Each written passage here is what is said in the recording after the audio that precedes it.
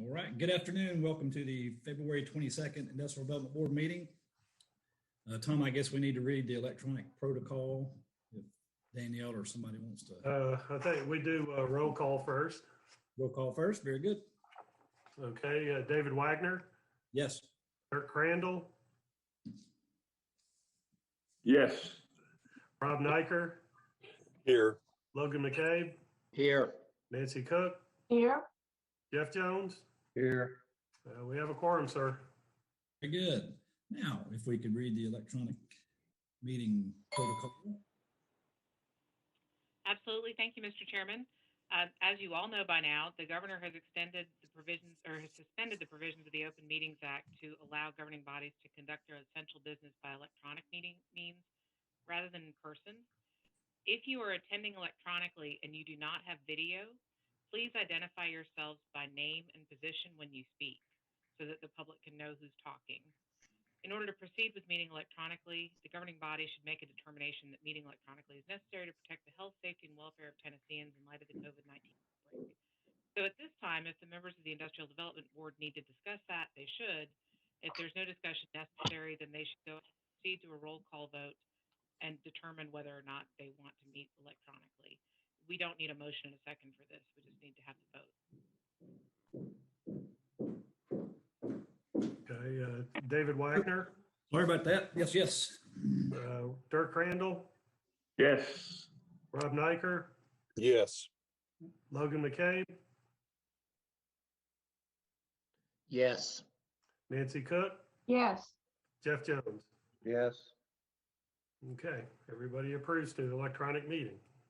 Very good. So I guess I'm actually working without the agenda. I guess the first item on the agenda will be the approval of the minutes from our last meeting. Is that correct? Would entertain a motion to approve those minutes. So moved. Second. Rob, Who is second? Rob Nyker. Rob, okay. Any other discussion? All those in favor say aye. Aye. Aye. Aye. Aye. Aye. Logan McCabe. Any opposed? Sounds unanimous. Very Okay. good.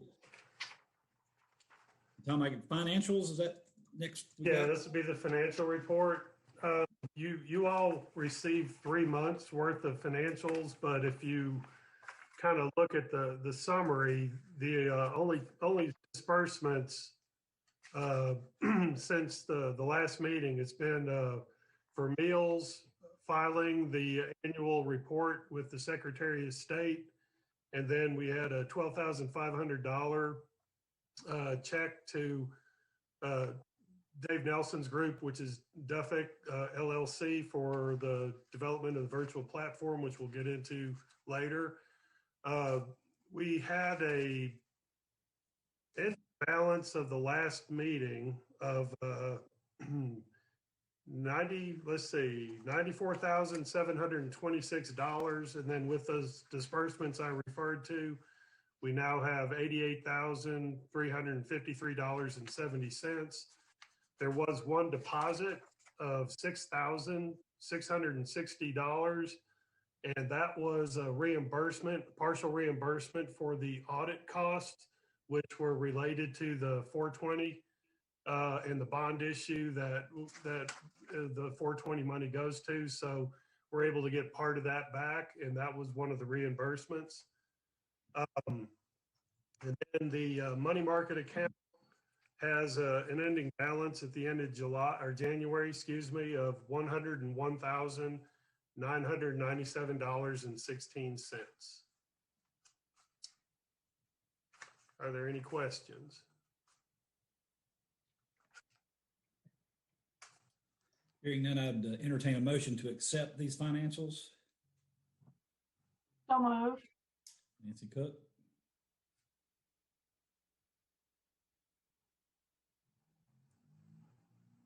Can I get a second? Okay, I say Rob. Second. who was it? Jeff Yeah. Jones. Okay, very good. Jeff, thank you. Okay. Are there any other discussion on the financials? Any questions? All those in favor say aye. Aye. Aye. Any opposed? Very good. Okay. All right, next item, I think we were going to do the audit, but Tom informed me that Mr. Bentz has the flu and is unable to present to us today, so we will push the 2019-2020 financial audit report to the next meeting.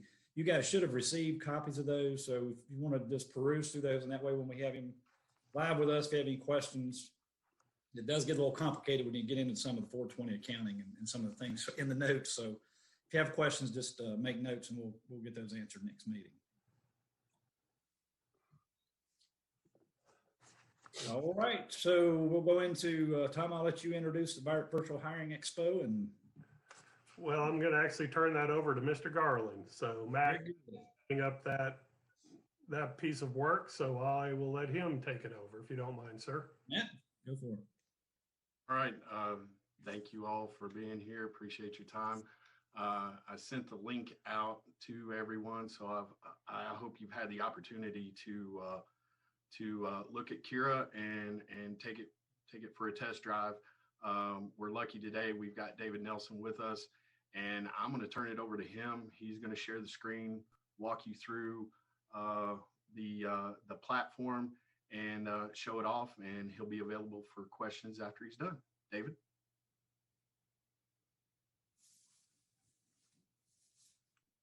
Hey everyone, can you see my screen okay?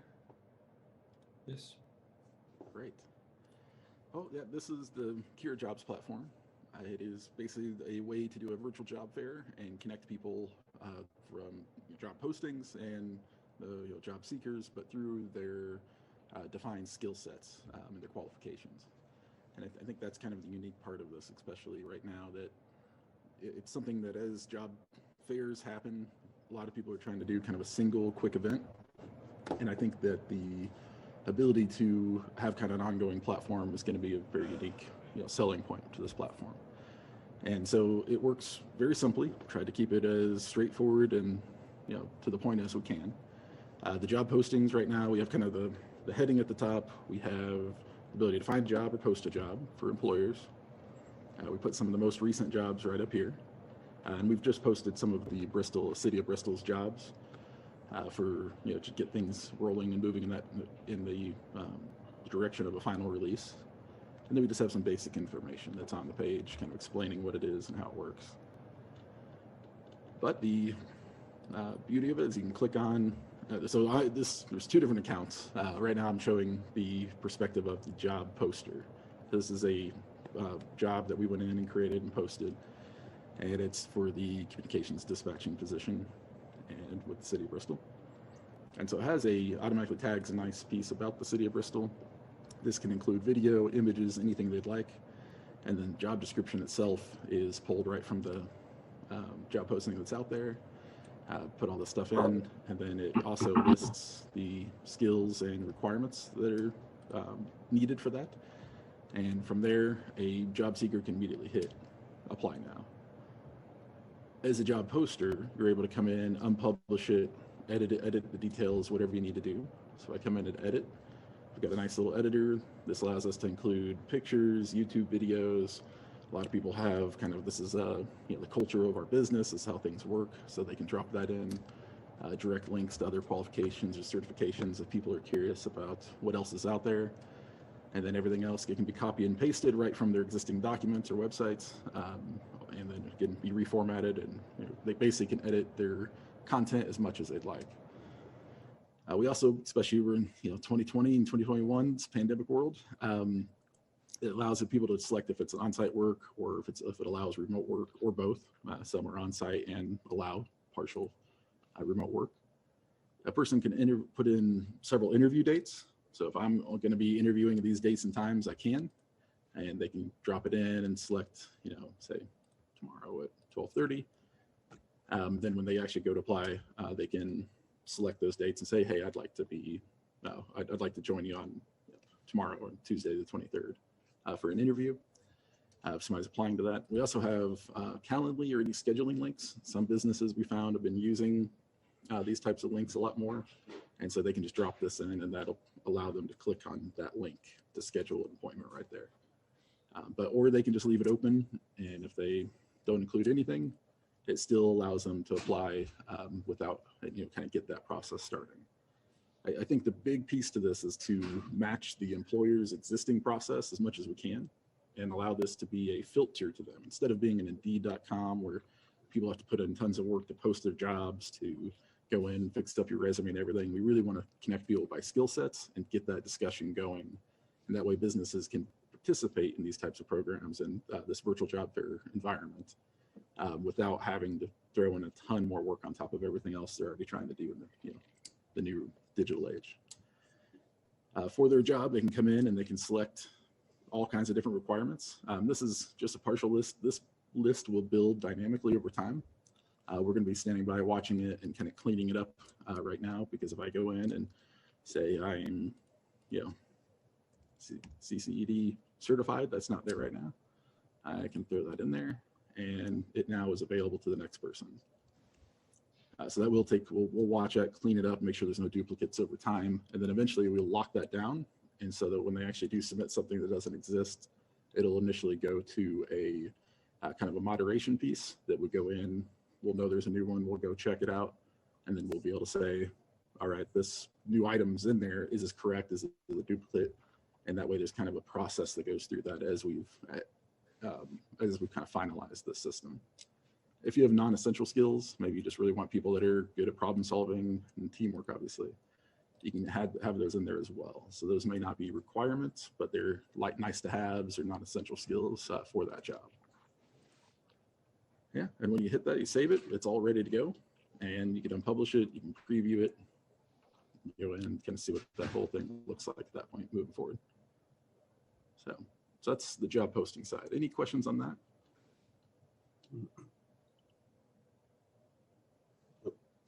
David, this is David Wagner. Mhm.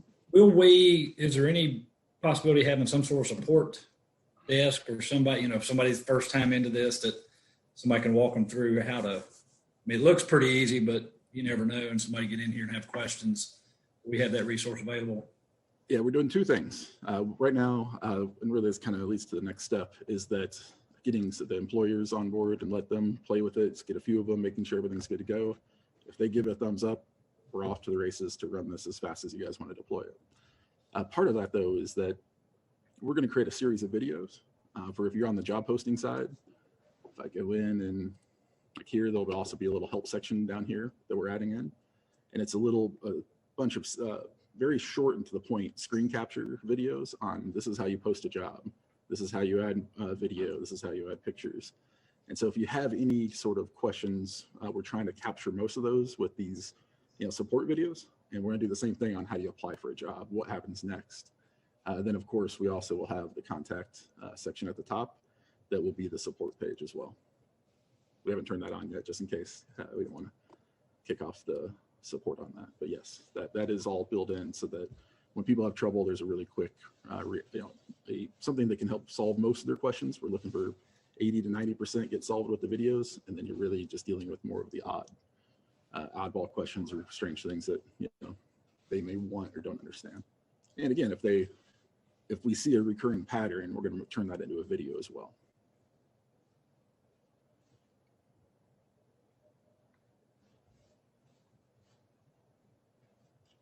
Yeah. On the other side of it, it's really just the applying for jobs, and we've made that incredibly easy to do. Everybody has an account. Again, it's going to look a little weird because it's both accounts for me. But when you first sign up, you're going to give some basic information, your work history. You can add multiple entries in this. Then your skills and qualifications. I can enter that. Let's put in welding. Yeah, and so all that gets saved. And so that's my profile. So anytime I'm browsing the site and I come in here and I find one that I think is interesting, you'll notice based on the qualifications I set, what's blue is actually the things I'm matching with, which gray are things I haven't matched with.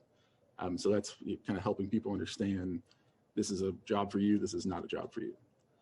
And again, sometimes, if the provider put out something that's very interesting, and it doesn't necessarily mean you won't apply. It just lets you know, okay, I've done a lot of these things. I've got a lot of experience here. And so when I go into apply, I connect apply now. It fills out all my information. I can type a more custom message. It logs the different things that you've logged in the past that match up, and you hit submit application, and that's done. And then it brings up a little email. And this text can be changed. Some of this is just temporary stuff that we've put in there based on what job fair, however, what the final event is that you want to call it. All that's fully customizable. And actually, I'd put my name as it's tracking me as the wrong person, so I should have said David, but it's just weird because I'm on both accounts right now. But this is from the job. If I had posted the job, this is the email I'd see. I can view the applicants, and then if the position has already been filled, I can click this email, and then it just marks that, it removes that position from being active at that time, if that makes sense. So instead of, a person applies and, they never go in and fix it. There is a fixed time that these jobs are posted. I think it's 3 months. I believe it defaults to 3 months. As a job poster, I can set that. If it needs to be 2 weeks, 3 months, whatever it needs to be, and then that job will just be unlisted at that point. If somebody does, fill it, it will pop up and say, I can click, somebody applied, I can say this has been filled, and then it'll email that applicant saying, we're sorry, this job's already been filled. The other side to that is a weekly report goes out for the job posters that talks about what's actually, how many applicants have come in, and tracks all this information. And then they can review their job listings to go in and mark them. If I've already filled the communications dispatcher, I can go in and click that one and remove that one from being published. So they stop getting applications. Does that make sense? That kind of coordination piece? Again, our focus is really much to keep it as quick and easy on the job posters as well as the job seekers.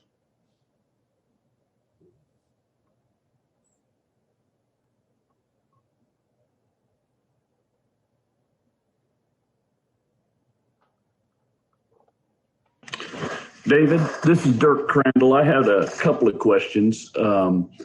First of all, if I was a job applicant, can I attach my resume to the application when it's being submitted? And then the other question is, can you just briefly explain to the group why this particular program, what separates this program apart from everything else that's already out there?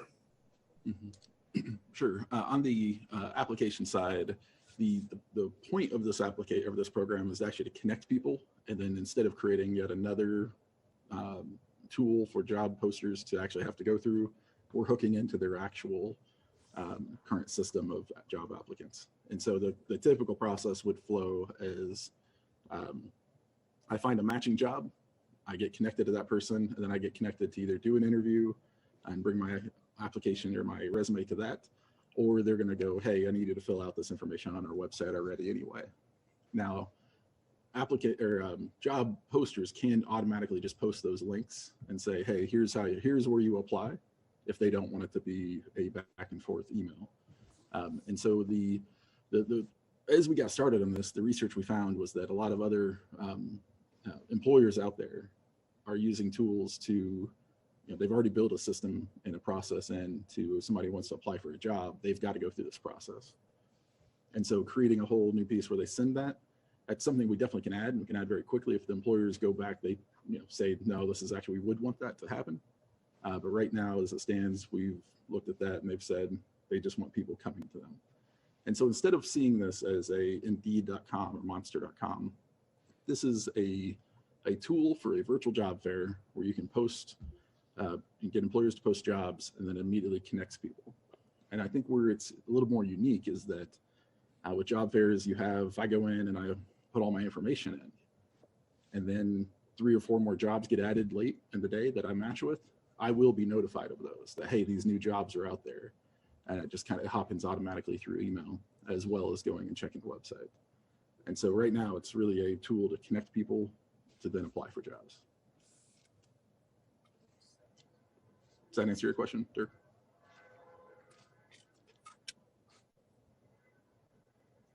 Yes, yes.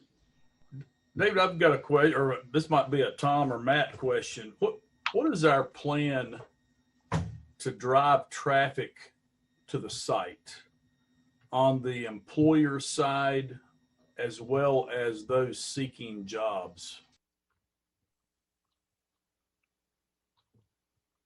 I think I can probably answer that. Yeah, I'm gonna let Matt do that, but I'll just say for the employer side, we have a huge list of employers that we already know are looking. So getting to them is not going to be the hard part. It's the rest of it that Matt and John and David are working on. So anyway, Matt, I'll let you go, buddy. Yeah, so I mean, we're going to corral some email communications and phone calls and kind of build this organically and work with our partners in terms of reaching out to businesses and manufacturers. John Luttrell and I have been working on that list, putting that together. We also have begun discussions to begin put together some cost estimates towards marketing. We can do things via social media, print, certain advertising opportunities that avail themselves, but we're looking into that. I guess where we've kind of started is as we have promoted the actual hiring expo in the past, we're kind of going to use that same formula to bring everybody together. John's been great in managing that database and keeping tabs on those employers. So we'll be reaching out to them first and foremost to see what the interest is and get those folks involved. And then, the marketing campaign will reach out to the public. Not only do we want the job applicants, but we want their families interested in this as well. So it's going to, be a lot of communication that goes out through the different channels to bring everybody to the table.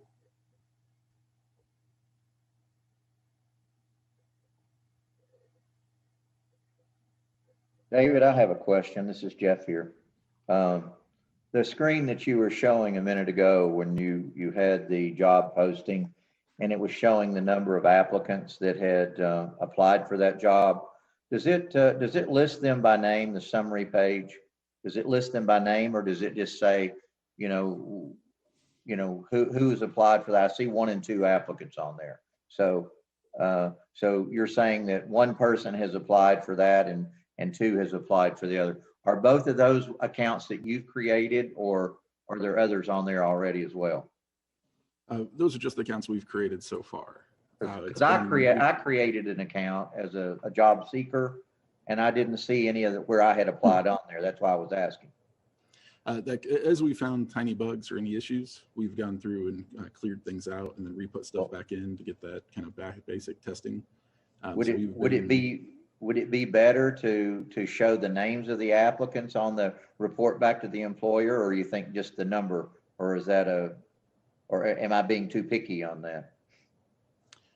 We definitely can. I think it's we always kind of. It would make it easier for me if I'm looking for somebody, instead of seeing 2 applicants. It would be nice on a weekly report that I was getting. It says, the name of the person, and then you could click right there to the link back to their resumes to see if they are, what you're looking for at that job. I mean, to me, that makes sense to do that, but. For sure, and we're happy to do that. I think the only question we would have is there a chance that some jobs would get in like 100 applicants or even 50, just because that would create a lot. I mean, we could do the 10 most recent even, which might make sense with the top piece, but if we leave it kind of unknown with all the names, it could just be huge over time. Too much, okay. Mm-hmm. I wonder if the name's better. You might want to check and see if my account was in there, because after Matt set the link out, I went back in and set up an account and did apply for the job. So I was just curious, Yeah, and one of those could be you, but we've reset that several times. So it just depends. Your account should still be there. The account is, you can still log in for sure. That was my question. Thanks. No problem.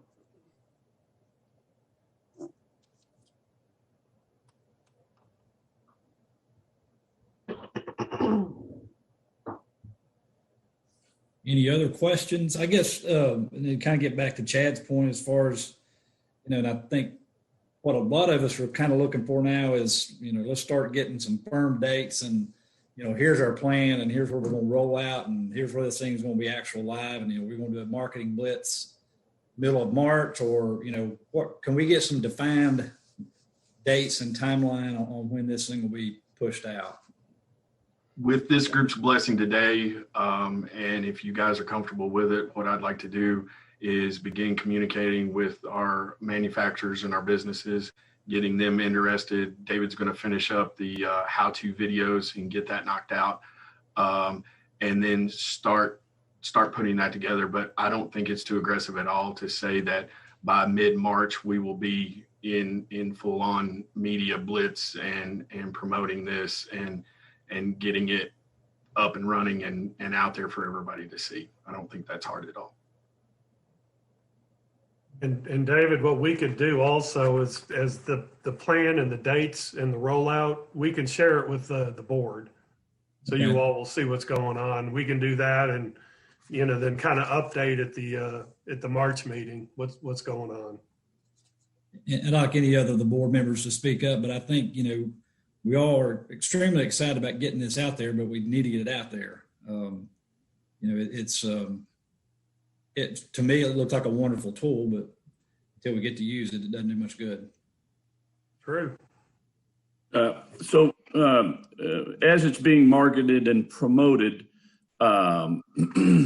what's the role of the IDB and or the city moving forward? I mean, are we just giving it our blessing, or is this being promoted as a tool by the city for local employers, or what's the spin on that?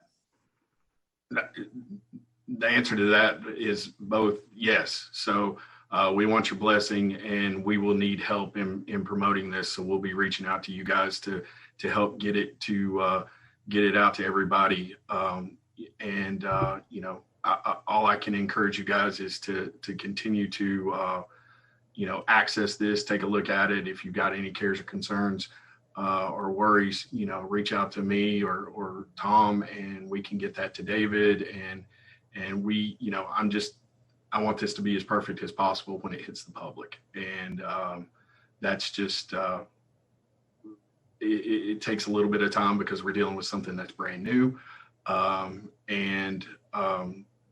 But like I said, moving forward, we're going to need your help in getting this up and running and out to the public.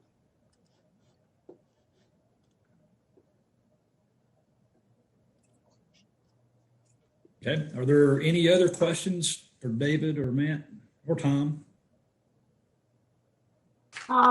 We've talked a couple of times about privacy for people who are applying for jobs.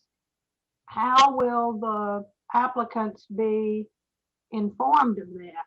How will they be made comfortable about that? Yeah, I can state that on the technology side that there's no real way for anyone to know who's applying for jobs. So we have built all that in. So I can't see who all has an account and who all has applied for something. Only the employers that have posted a job I can see who has applied. But on the communication side, I'll defer to Matt. Well, it's the same thing on the communication side. We just want to be the conduit that connects the unemployed with the employer, or the employee that wants to find a different job. So it's kind of a pass through for us. We can capture some of that data, and I want to for marketing purposes, but I don't really need to know who you are. I just need to know where you are. So in terms of us keeping any information or anything like that of an individual, it will be more location based, so that we can target marketing and push it out. So if we see a gap between here and somewhere else, we know that we need to, present this to other businesses and other communities as this grows. So That was not my question. Well, the privacy will be protected by the Hey, That's Nancy, not my question. Nancy, when they open up their when they get on the site and they open up their their file or they have their account, they will have the privacy disclaimers plus the privacy setup that their data will be secure. Thank you. Okay.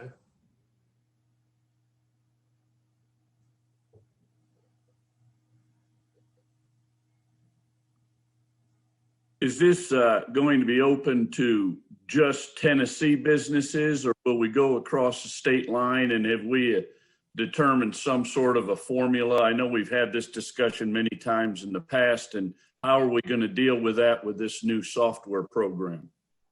Right now, we're going to keep it based in the city of Bristol. We'll keep that for the first few weeks of operation so that we can capture some data and get all the kinks worked out of the program. Once we do that, then we'll roll it out eventually to Sullivan County, and hopefully it takes off from there. So it'll be over time, but for right now, we're going to stick with the city businesses and industries. Are you considering that a beta test? Yeah, yes, kind of, kind of, sort of, maybe. Yeah, so we want to roll it out. We just wanted to offer it to the city of Bristol first so that we could kind of keep it contained, and we'll, like I said, do that for 2 or 3 weeks, and then hopefully we'll reach out to other communities and across the state line. It doesn't matter. Yeah. You know, I would think that most of these businesses would already have an advertising budget in place to be putting ads in the paper and doing all these things to promote the positions they have available.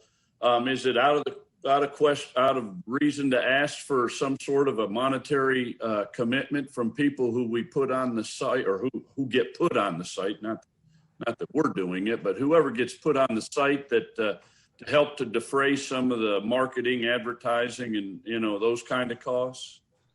We have had those discussions, but as we've discussed before, for this first rollout, we thought one of the advantages that we have is that it's available at no cost for right now. But later on, we can certainly investigate that.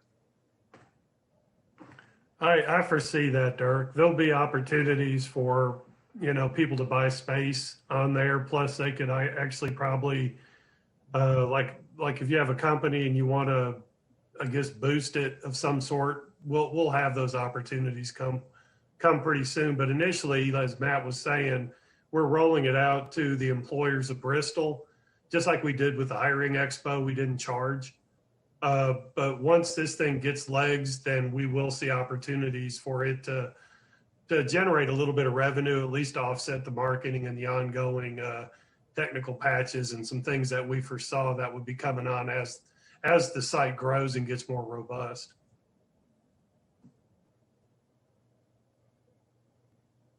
But it'll still be a nominal fee. It won't be as large as some of the virtual hiring events or virtual fairs that are going on now.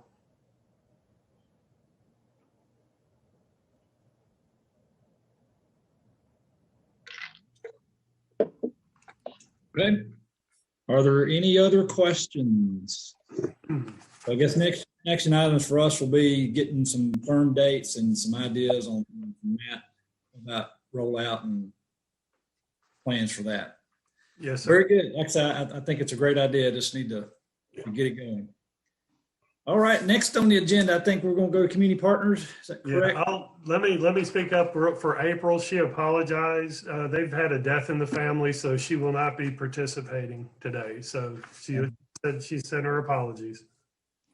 Understandable. Very. All right. Lynn, see Ms. Tolley out there. Do you want to give us an update at the state level? Yeah, just really quickly, we're seeing a lot of pent-up demand. So we are starting to see a lot of RFIs go out. We're seeing a lot of different areas, unusually, or maybe I guess we should expect it, a lot of requests that are in the construction industry. So they are manufacturers of construction products. So that's kind of a little different for from what we have seen in the past in many cases. You know, our strength is automotive, and so we typically get a lot of requests for that. But yeah, we're seeing a little different sector now. I guess it's pandemic related. You know, as people are looking to move, we're starting to see a lot more construction. So that being said, we are still kind of watching to see what happens with any changes. I hear that there are some more changes to the PPP program, and I'll send those out as soon as I get more information on that as well. So that's kind of where we are right now. Y'all have any questions for me and what's going on?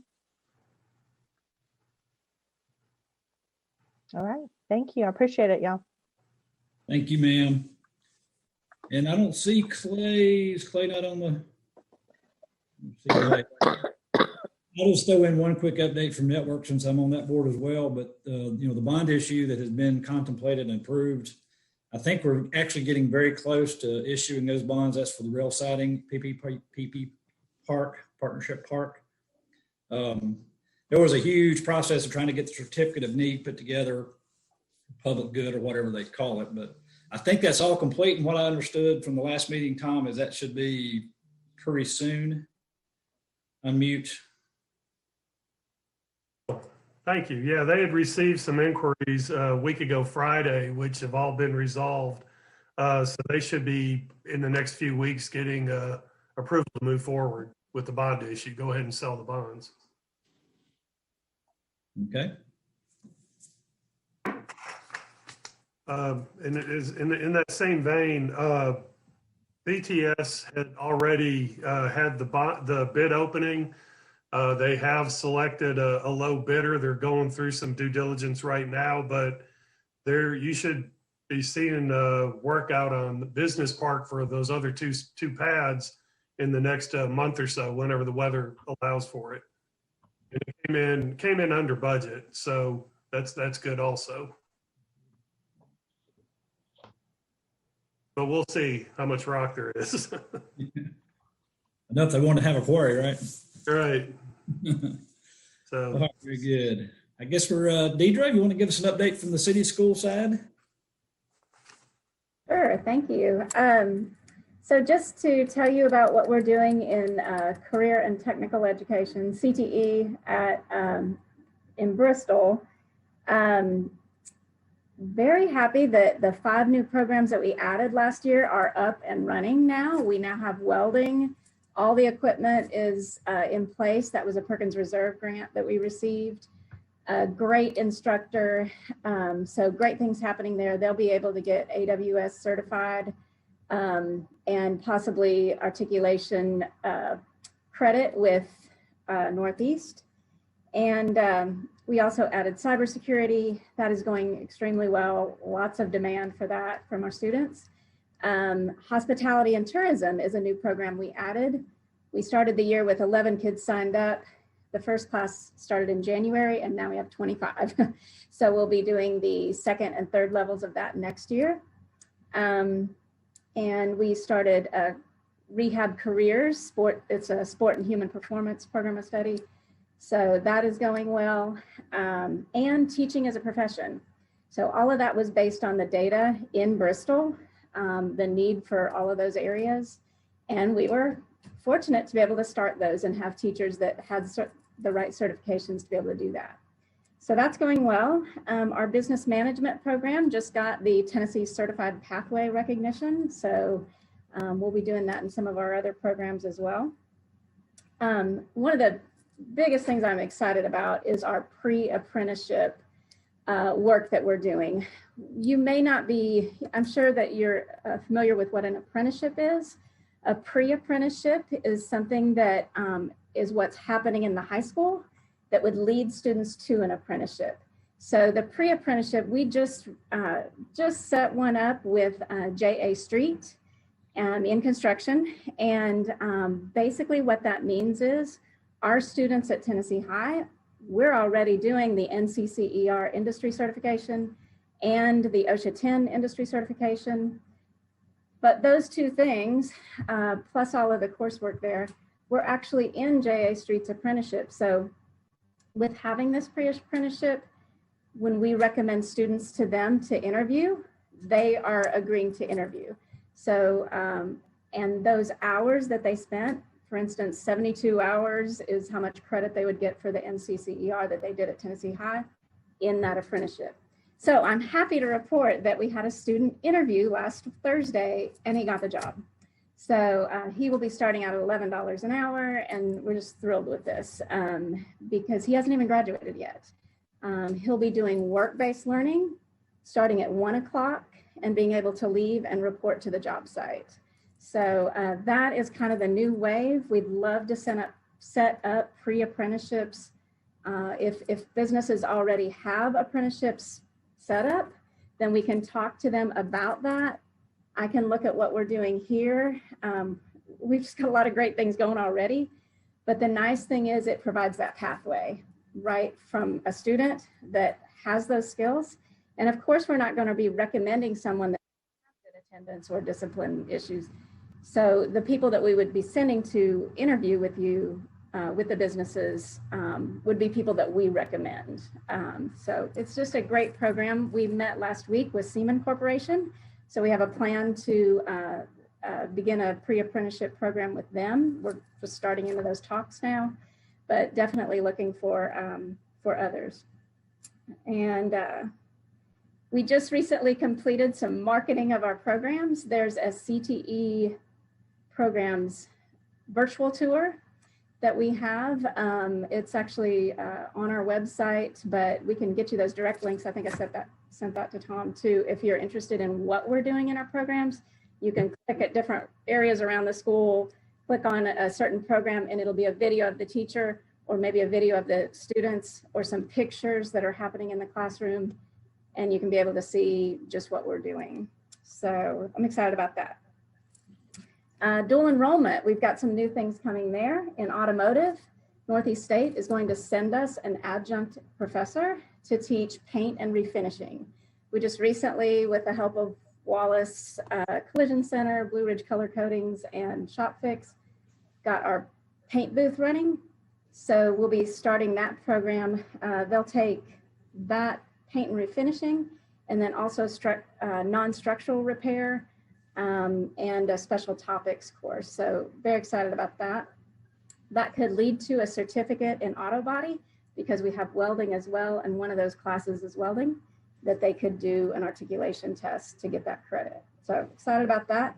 Another dual enrollment is our manufacturing teacher actually will be working as sort of as an adjunct. He'll be teaching dual enrollment in his classes in quality and inspection. Students will be able to get that credit here as well, using the dual enrollment grant and the Sullivan County CTE grant to get those. We have new industry certifications, and that's where we had talked a few months ago about possibility of a computer lab here. There was a virtual reality kind of Z-Space thing as well that students would be able to do things virtually, but also with the glasses and be able to see things like kind of right in front of them, hands-on kind of way. But that lab could also be used for industry certifications. So the new ones that we have now in our hospitality and tourism, they'll be doing the Southwest Airlines Professional Communications Industry Certification. If you're familiar, if you've flown Southwest, you might know, but it's similar to Chick-fil-A, how they greet and speak and those kinds of things. So we'll be doing that one. We're doing an unarmed security guard industry certification in our criminal justice program. And the Dremel 3D printer is an industry certification that students will get. We just purchased one of those with a grant. And we're actually starting a CNA program too. So that's a partnership with Ballad. Next year, they'll be able to take the first 9 weeks online and then go out for their clinicals and graduate with their CNA, which can lead to a lot of things in the healthcare profession.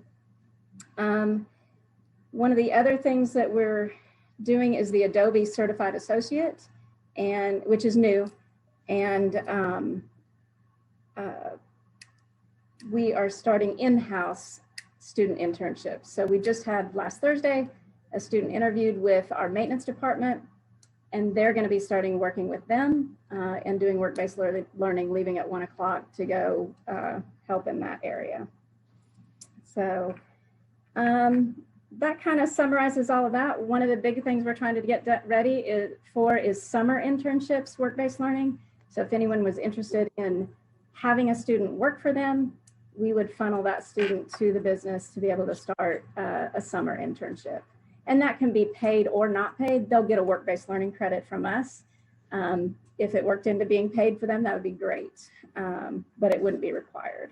So we're starting work on a school store. They're actually building the walls right now in our old main office, and we'll be able to sell some of the items that our students are making here in that school store. So long-winded, sorry, but it's a lot of exciting things going on here at Tennessee High. So I appreciate it. Very good. A lot going on, which I guess, Tom, is a pretty good segue. We're going to get into the director's discussion. Tom has been meeting, I guess it's that wonderful time of the year for budget discussions and trying to get things lined out. And we've kind of gotten, and I'll let Tom run through, then I want to point out a couple of specific program of work items that I would like to talk about with this group. Tom, you want me to kind of summarize what you've asked for, or how do you want to do that? Go ahead. Just basically the program of work that we're putting forward as we seek appropriation from the city. Okay. Talk about the major ones. Well, his total, I guess, revised ask is $106,000. You know, we've kind of been a little shorted in the last couple of years with monies coming into IDB. Majority of that, you know, a hiring expo, we have a hard cost on the audit. Deidre, one of the things is CET workforce pipeline development. We've got a pretty good, nice chunk in that line item. Some field trips for this group. I think there's opportunities once things loosen up. Tom mentioned Oak Ridge. I don't know if y'all have been to Oak Ridge Labs. I've been in there a couple of times. It's truly amazing, and I think would be good for us to see some of the things that we can actually partner with them on. Mm-hmm. The entrepreneurial ecosystem support, that's something that I'm going to let Tom talk a little more about that. And then remote worker initiatives. That's going to be a partnership, probably more with BTS, trying to get folks who can live here and work somewhere else remotely with, you know, utilizing our gig service and those kind of things. So I think he's put together a really good program of work. And Tom, I'll let you expand on any of those that you feel you need to. Right. Well, thanks, David. I know it's a pretty brief summary, but these are some things that we've been working on for some time. We just have done it without funding, and that's what caused us to cash in the CD, just so putting it in the money market would be a little bit more liquid. But you know, making this request, it kind of pays us for the last couple years of not receiving that $50,000 that we were getting for a while. But the entrepreneurial ecosystem that David talked about, when you remember Heath Gwynn, he came and he did a presentation about Sync Space as an accelerator. You know, they set something up in Kingsport. They've got something in Johnson City. And this is just us wanting it here in Bristol. That would give us a physical location plus the support system. Plus it plugs in some entrepreneurs, not just into technical assistance, but possible venture capitalists and ways to fund going forward to bring whatever their invention or idea or whatever it is to bear to market. Plus maybe if there's some other research that needs to be done, but it allows us to plug into some of these things that we've been wanting to plug into for years. We just haven't had the means. The city has expressed interest a few years ago, I guess, well, not a few, last year, just prior to the COVID coma. Heath had done a presentation for city council, and there was a desire to support some of those efforts. So, you know, this would be a way, the easiest way to fund it would be through the IDB.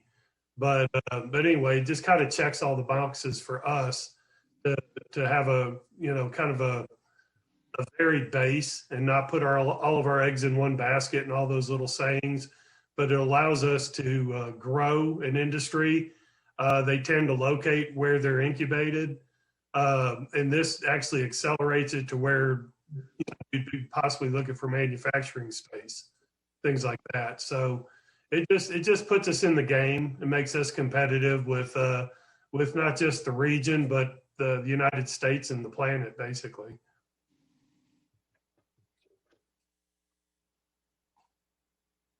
And I think too, Tom, we talked, I think, a couple meetings ago about the computer lab. Yes. Is that kind of lumped into the CPE? Yeah, that's what the Z space that Deidre was talking about.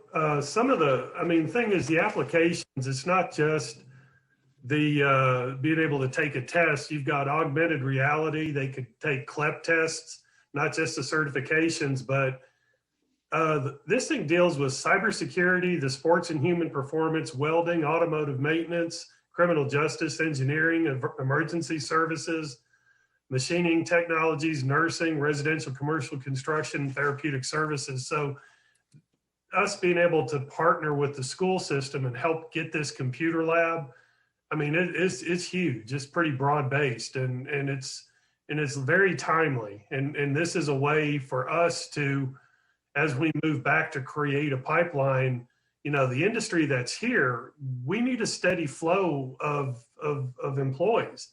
The average age of the employee is starting to get older. So we need to fill that pipeline. And this is just one aspect of it, is to try to, help some of the high school students head down the vocational path. Some of them may end up going into dual enrollment. They may go on for a 4-year degree, but then some may go for technical certification. And some of the companies that, like Lynn was talking about, that are looking for a request for proposal, where they're looking for industrial sites, they need to see these pipelines. They don't expect us to have, a workforce twiddling its thumbs waiting for a factory, but they do need to know that we will have a trainable workforce and the tools to train those kids and young adults. So anyway, this is just our way to stay in the game. And I just want to remind everybody, we had this conversation sometime back in the fall, I guess, about his October. Doesn't diminish the importance of the AP testing, but so many of those folks go on to college and don't come back. And I think we really identified, what can we do as Industrial Development Board to help our local existing industries and potential new industries have that workforce that's here and trainable and have the tools and everything to make that happen. So kind of a shift in focus, I guess, more for us as to, not everybody's going to go to college, and how can we make all these folks successful, as many as we can. Tom, I may have missed, you may have sent this to all of us, and I may have missed it, but do we have like a list of those things you just now mentioned? And yes, really I can send it again. Yeah, I'm sorry, I didn't get that. I just missed it, I guess. But well, it may have been a handout. Actually, I think it was a handout at the last meeting. Okay. So, but what I'll do is I'll scan it and send it to everyone. That'd be great. I'd really, I don't know if you're going to be able to come to our work session tomorrow, but I'll mention all. Oh, I'll be there. All right, good. I'm going to lead you right into it. And Deidre as well, a lot of the stuff that you mentioned is very important stuff that it would be great if we could mention it to the, city council, because we've started into budget season right now. And as all this stuff comes about, it's really good for everybody to know what's going on. And it really is part of our goals, for the upcoming year and years to come, to really address all of those things that both of you have mentioned. Yeah, anything I can do to help or speak about it, let you know what we're doing. There's just a lot of new things happening, and especially apprenticeships. I think that's kind of the future of how we can partner very well. Do you have like a list of all the new things you just mentioned? I tried to write down a few of them, but like a listing of all those, just something that you can shoot me by email or something that I can, Yes. Two pages front and back. Well, the new stuff isn't even on that. It's a Christmas list. You can't do them all. Well, the $9 million one is on the top. Deidre, any new stuff that's not on that list, please send it over to me. Our meeting starts at 11 tomorrow morning. Okay. Yeah, Chad, I'll get this list scanned and sent out to the group and, as soon as the meeting's over. I can send it to you. Okay, or Deidre will send it to me and I'll Yeah, forward it. just the, yeah.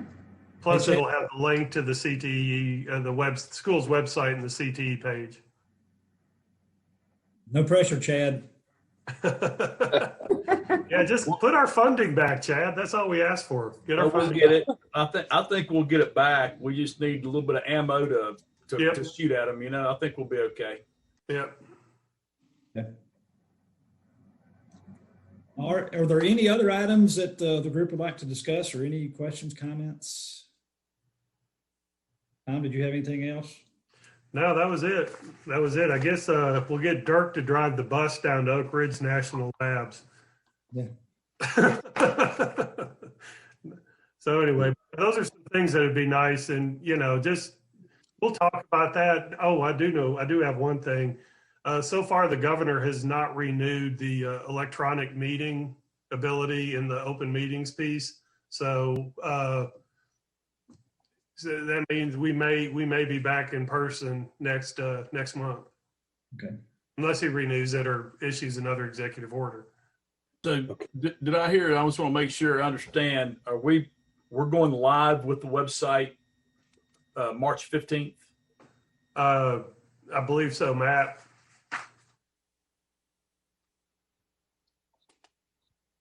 We're going to shoot for that date. Yes, that's correct.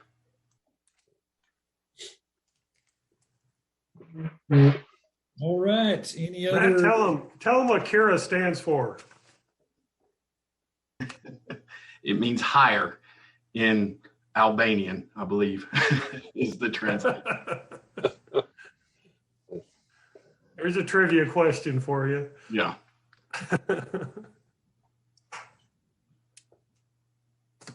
All right. Very good. Hearing nothing else, we will be adjourned. Thank you guys very, very much. Good meeting.